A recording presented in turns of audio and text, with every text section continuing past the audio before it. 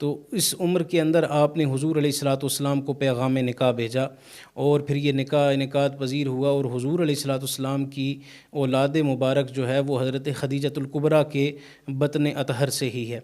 حضرت خدیجۃ الکبریٰ نے نکاح کا پیغام دینے سے قبل ایک دفعہ حضور علیہ الصلاۃ والسلام کی زیارت کی، اور پھر اس کے بعد حضرت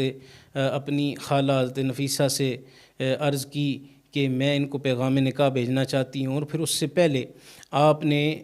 چونکہ حضرت خدیجۃ الکبریٰ مکہ کی سب سے بڑی تاجرہ تھیں، یعنی مردوں میں بھی کوئی ایسا ان سے بڑا تاجر نہیں تھا، اور اتنا مال و دولت اور کنیزوں کی لائنیں، غلاموں کی لائنیں، اور جناب والا مال تجارت کثیر، اتنا مال و دولت آپ کو عطا کیا گیا تھا۔ تو آپ نے حضور علیہ الصلاۃ والسلام کے ہمراہ اپنے غلام میسرہ کو روانہ کیا، اور کہا کہ یہ جو اس دفعہ ہمارا مال تجارت ہے یہ حضور لے کر جائیں